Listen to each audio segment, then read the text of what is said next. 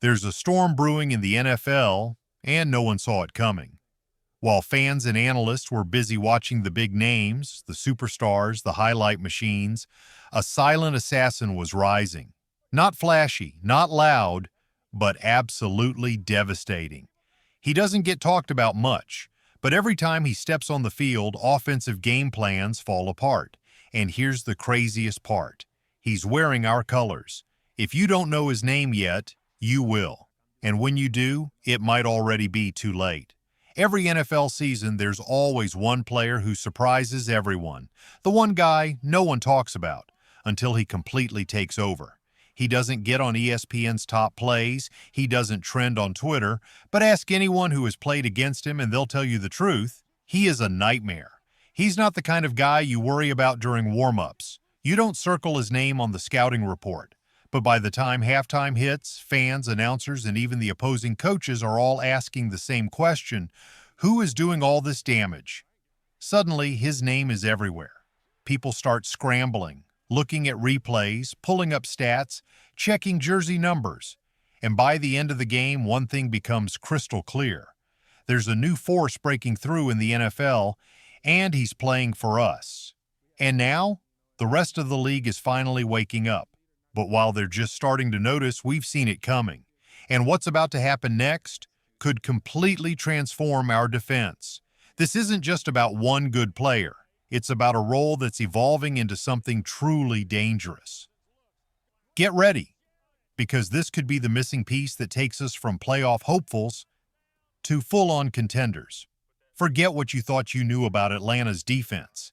Yes, you've got Jesse Bates, a leader in the back. You've got A.J. Terrell, lockdown on the outside. But now, there's a wrecking ball in the middle of the field, and his name is Kaden Ellis.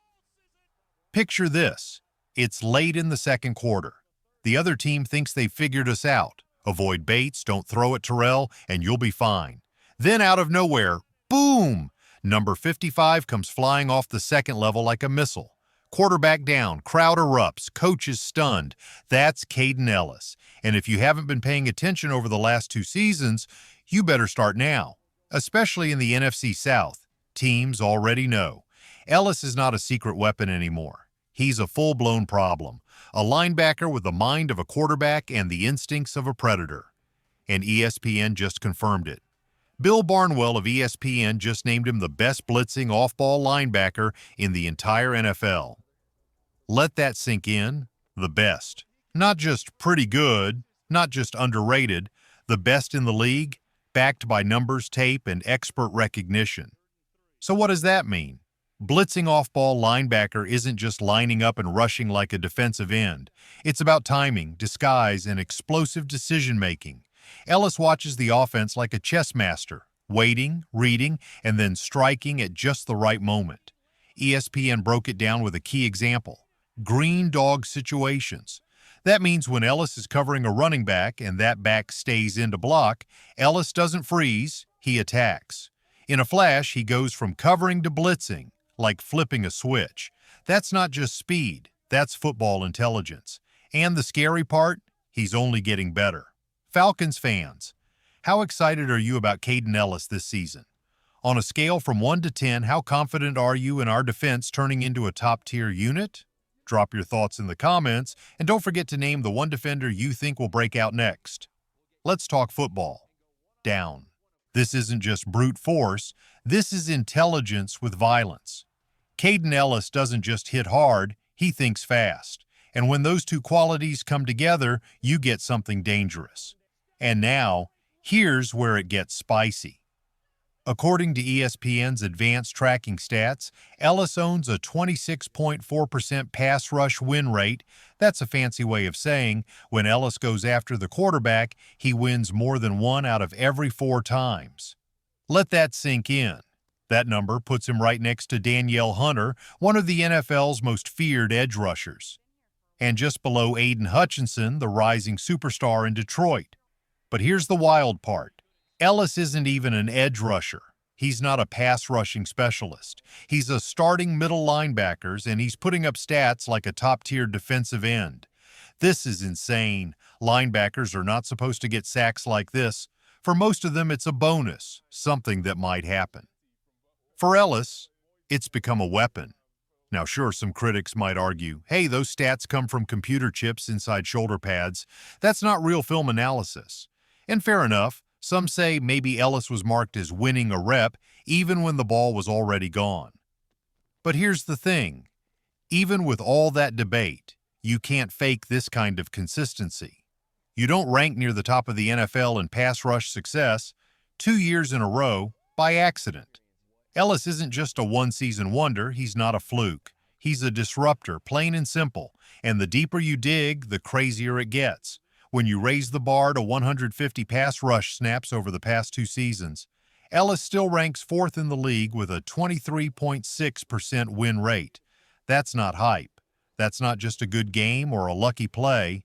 That's proof, over time, that Ellis is one of the most effective blitzing linebackers in the NFL. Now, here's where things get even more interesting. For the last couple of years, Atlanta's defense has had a problem. Not enough pressure from the edge. So what did they do? They handed Ellis the keys. They told him, "We need more from you." And he delivered, time and time again.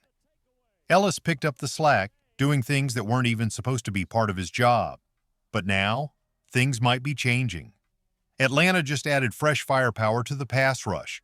Guys like James Pierce, Leonard Floyd, and Jalen Walker. Finally, we've got legit pressure coming off the edge. So what does that mean for Kaden Ellis? That's the million-dollar question. Does new defensive coordinator Raheem Morris keep sending Ellis on blitz after blitz? Or does he scale it back? Give Ellis a little more freedom to roam, read, and play coverage. Are we about to see a more balanced Atlanta defense, with Ellis doing a little of everything instead of being our emergency pass rush button? It's a new chapter, and Ellis's role might be about to evolve into something even scarier. What do you think the Falcons should do with Kaden Ellis this season? Should he stay aggressive and blitz heavy? Or should they dial it back and let him become a roaming threat in the middle? Drop your thoughts in the comments and tell us which new pass rusher you think will make the biggest impact in 2025 down. Now picture this. The edge rushers are finally doing their job. The heat is coming from the outside. And that means one thing. Kaden Ellis is free. Free to shift his focus. Free to elevate the rest of his game. Free to become an even bigger weapon. Imagine it's week 7. The Falcons are sitting around 16th in sacks, a massive improvement after ranking dead last just 1 year ago. That changes everything. Now, you don't have to send Ellis on every third down blitz like before. You can trust the edge guys, James Pierce Jr., Leonard Floyd, Jalen Walker, to crash from the outside while Ellis holds the middle. He can drop back in coverage. He can read the play. He can play chess while everyone else plays checkers. It's a strategic shift, and it could be the secret to turning Atlanta's defense from good to absolutely terrifying. Sure, Ellis might not get as many highlight reel sacks, but that doesn't make him less valuable. It might make him more dangerous. Because here's what offenses hate most: uncertainty. You're an offensive lineman. The edge rushers are already screaming toward your quarterback, the pressure's closing in, and then you look up, and here comes Kaden Ellis, flying through the middle like a missile. Who do you block? It's a nightmare. No matter what choice you make, someone is getting through. That's the chaos Ellis creates. Even when he's not blitzing, his presence alone forces panic. He tilts the balance of power. And now, with real help on the edge for the first time in years, his impact could go nuclear. In the past, Atlanta's pass rush was, let's be honest, soft. Quarterbacks had time. Too much time. Drives stayed alive. Points piled up. But then came Kaden Ellis. He brought fire. He brought urgency. He brought fear. Offenses had to change their game plans. And most of the time, it still wasn't enough. But now, pair that same energy with James Pierce Jr., a young weapon with insane upside, Leonard Floyd, a vet who knows how to win, and Jalen Walker, fast, aggressive, and unpredictable. And suddenly, this isn't just a defense anymore. This is a machine. For the first time in forever, Atlanta can mix things up. Raheem Morris doesn't have to blitz every third down. He can disguise blitzes. He can hold Ellis back, then unleash him when it hurts most. He can keep quarterbacks guessing. And when quarterbacks hesitate, when blocking assignments collapse, that's when the mistakes come. Sacks, fumbles, interceptions, and game-changing plays. Because Ellis doesn't just chase quarterbacks, he causes chaos. He changes the game. And that's what makes him so special. So let's be clear. In 2025, the question isn't whether Kaden Ellis will make an impact. The question is, how far will his evolution take this defense? So what do you think, Falcons fans? Should Ellis keep the pressure dialed up, or should he step into a more balanced role now that the edge rush is finally real?